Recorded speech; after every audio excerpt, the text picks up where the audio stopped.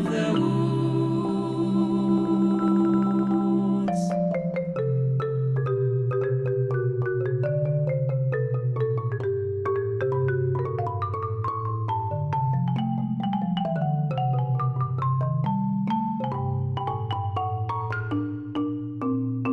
Sleepy country town, slow echoes, open windows, bopping dreams, windy whistles round the canal where the dun girls sleep.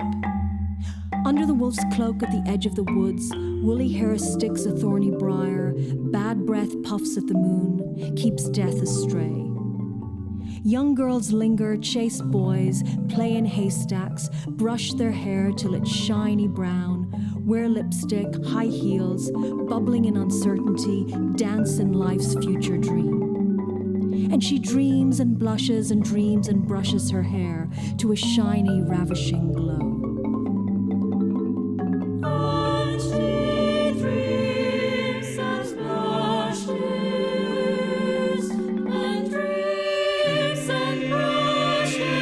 to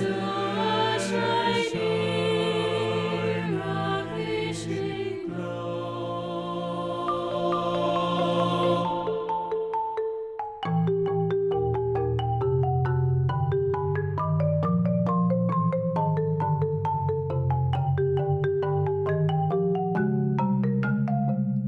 Under the wolf's cloak, Red Riding Hood Little carries food to her grandmother's hideaway house, tucked beyond the church bell of the forest's morning. Teenagers rebel, wear punk clothes, moon the sky, ride a camel, dream of traveling to Burma, sing a war song, drive reckless, wear men's clothes, get drunk, engage in skullduggery. Under the wolf's cloak, the beating rhythms approach the windy woods, the weeds dither in the pathways of feet that journey through often to swim, sleep, or cry in solitude. Under the wolf's cloak is a hunger sharper than her own, a starving, ravenous, rapacious yearning, whittled by time, driven by experience. Some grow tired, some keener with wisdom.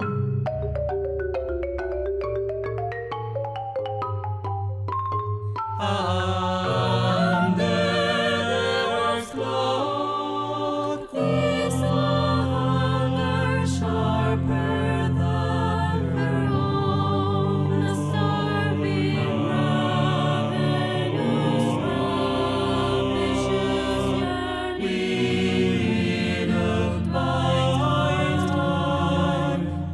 by experience.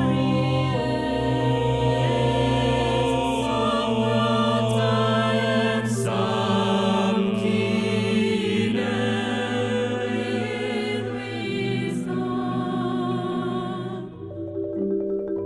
Adults, the grown-ups, their imagination forages. Lips promise marriage to a man or woman. Bursting youth crosses a bridge to a divorced paradise that floats outside as the town loses its tongue. Under the wolf's cloak, a hairy beast descends and eats the grandmother, while Red Riding Hood, in her innocence, dances her sassiness outside to the sun's hidden spring. Riding Hood Red has one teacher besides time. Her grandmother is consumed, but she is the child of the consumed. What is under the wolf's cloak? She wonders if her grandmother and ghosts taught her well. Time and experience, must it mean cruelty eating its fill?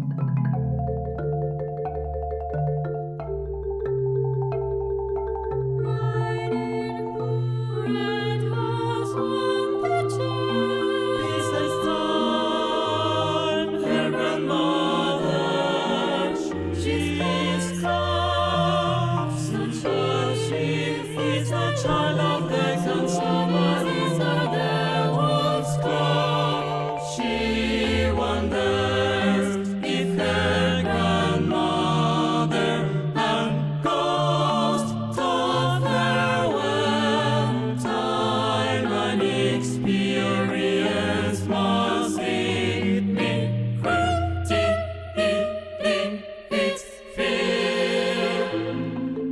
No one knows, not even the postman, the fisherman, or the ghost of Chuty, who guards the woods.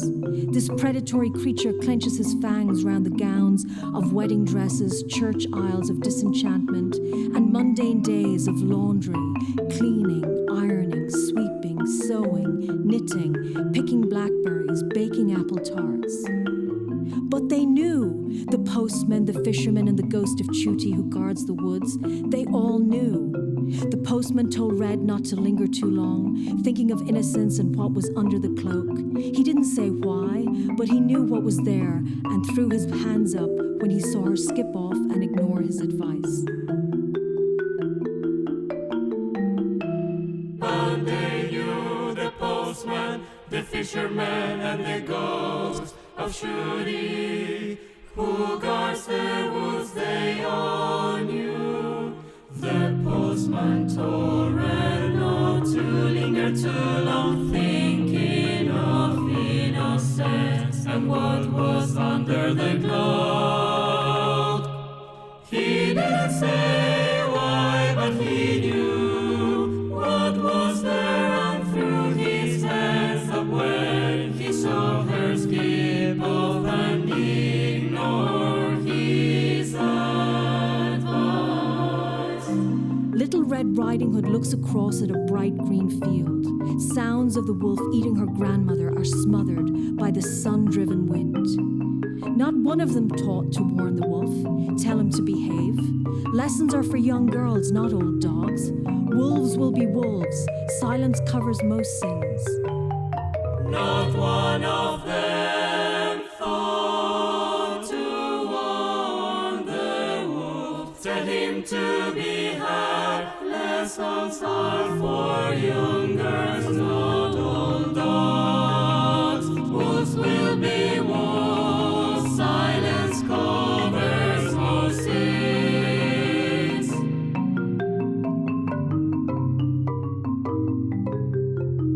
The day lingers long into the shiny puddles of gathering cows, farmers knee-deep in mud. The villagers rock softly to sleep away the dread. Mrs. Brophy, Mrs. Mullins, Mr. Floyd, Mrs. Keller, Biff Barrett, Tom Flanagan, Breed Shields take stock of the sundry town through the daily chores.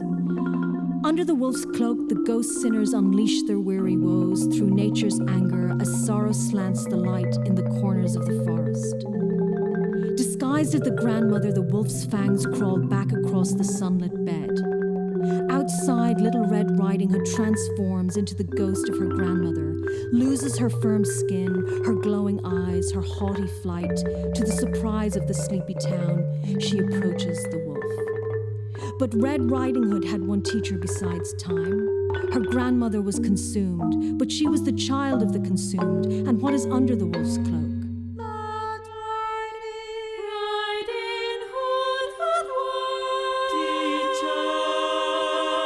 Besides time, her grandmother was consumed, but she was the child of the consumed, and what is under the wolf's cloak? Under the wolf's cloak lies darkness, sin, the woes of ancestors' trauma buried beneath the barks, the grass, the wooded walls, the heaviness of an aged body, aged mind. The grandmother's ghost sneaks into the cabin, scuttling across the floor, light on her feet, casting a shadow on the reflection. She takes a poker by the fire and is about to stab the wolf when he raises his paw. They struggle. The wolf pushes the grandmother's ghost to the floor. As the wolf is about to re-kill the grandmother, the ghost morphs in two, and the grandmother's ghost lifts the poker and hits the wolf in the head.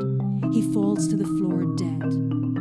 The wolf's eyes close, the grandmother's ghost and Red Riding Hood sit at the table and feed on a basket of apples, gooseberries, nuts, sidona, tea, black currants, and soda bread. Must Red Riding Hood be hood or wolf? Can't she throw off her cloth, her grandmother's lesson?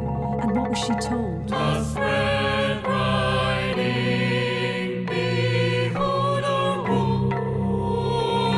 Can she throw off her cloth, her grandmother's lesson, and what she was told? Dead in the bed, the wolf lies. Can't she go back, lie with the wolf, teach him slowly how to understand one another, not to eat her grandmother, show villagers now?